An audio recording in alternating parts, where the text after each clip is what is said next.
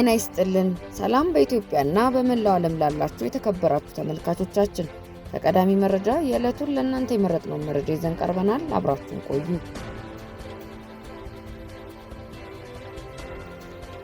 ከአዲስ አበባ ወደ ማርቆስ ተሳፋሪዎችን አሳፍሮ ሲጓዝ የነበረ ፈለገ ጊዮን የሚል ስያሜ ያለው ባስ በኦሮሚያ ክልል ከፊቼና ጎሃጽዮን መካከል ባለው መንገድ ላይ አሊዶሮ በተባለ ስፍራ ሙሉ ተሳፋሪዎቹ መታገታቸው ተሰምቷል።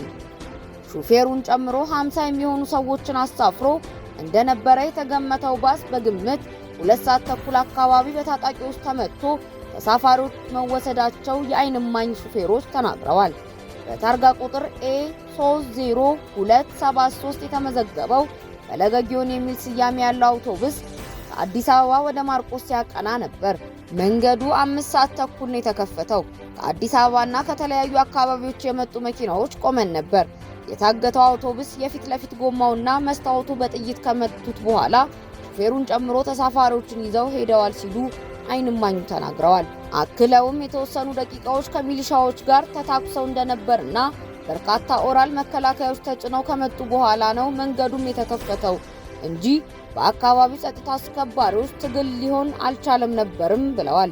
መከላከያ በቦታ የደረሰው ከረፈደ በመሆኑ ታጋቾችን ማስመለጥ አልተቻለም።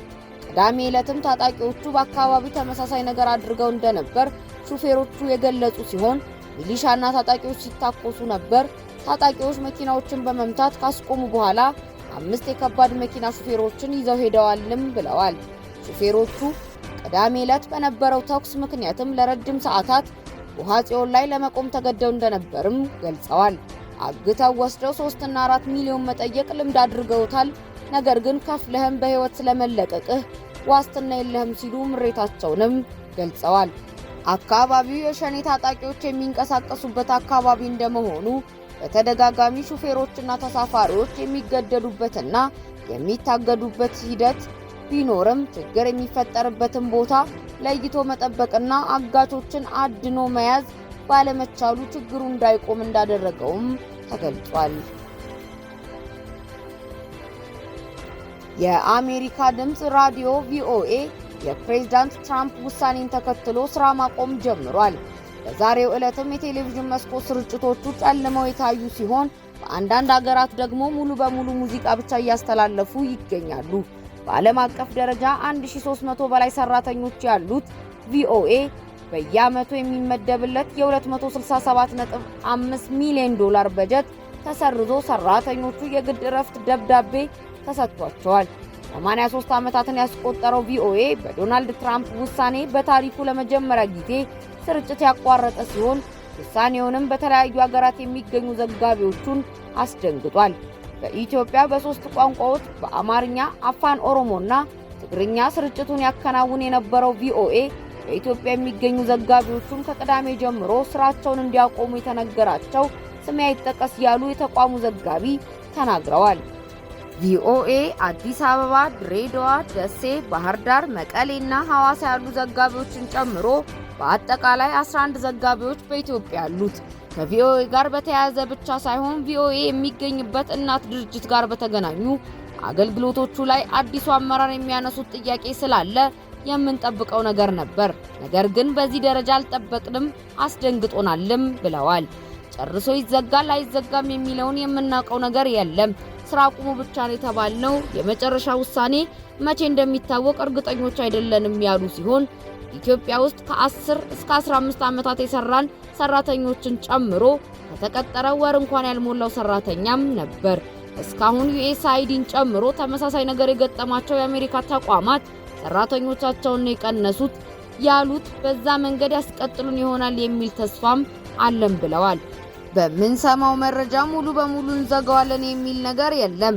በተሻለ ግልጽነትና ተጠያቂነት የአሜሪካንን ጥቅም ባስጠበቀ መንገድ የሚሰሩ ሚዲያዎች እናደርጋለን የሚል መረጃ ነው የምንሰማው። ይህ ማለት እንዘጋዋለን የሚል ትርጉም የለውም። ሆኖም እስከምናየው ግን እርግጠኞች አይደለንም። ነገር ግን ተመልሶ ወደ ስርጭት ቢመለስም በየሀገሩ ያለው አገልግሎት ይቀጥላል ወይ የሚለው አሳሳቢ ነው።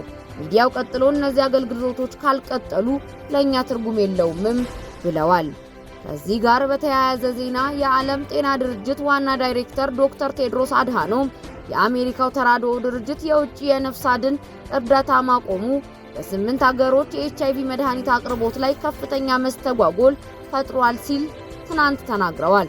ከአፍሪካ አህጉር ኬንያ፣ ደቡብ ሱዳን፣ ማሊ፣ ናይጄሪያ፣ ሌሴቶና ቡርኪና ፋሶ በጥቂት ወራት ውስጥ ነፍስ አድን የኤችአይቪ መድኃኒቶች እንደሚያልቁባቸው ዶክተር ቴድሮስ አስጠንቅቀዋል። አሜሪካ ለሀገራት የምትሰጠውን እርዳታ የምታቋርጥ ከሆነ ስርዓት ባለውና ሀገራት አማራጭ እንዲፈልጉ በሚያስችል ሰብአዊ በሆነ አኳኋን እንድታደርገው ዶክተር ቴድሮስ ጠይቀዋል።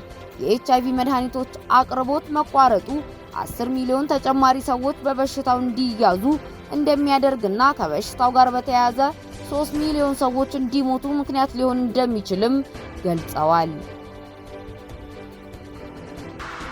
ክቡራን ተመልካቾቻችን ለሰዓቱ የመራረጥናቸው መረጃዎች ይህን ይመስላሉ። በሌላ መረጃ እስክንገናኝ ድረስ ሰናይ ጊዜ። ታማኝና ቀዳሚ መረጃ ለማግኘት ሰብስክራይብ በማድረግ ቤተሰብ ይሁኑ። ሌሎች ሰዎችም ታማኝ መረጃ እንዲደርሳቸው ላይክ እና ሼር በማድረግ አብራችሁ ሁኑ።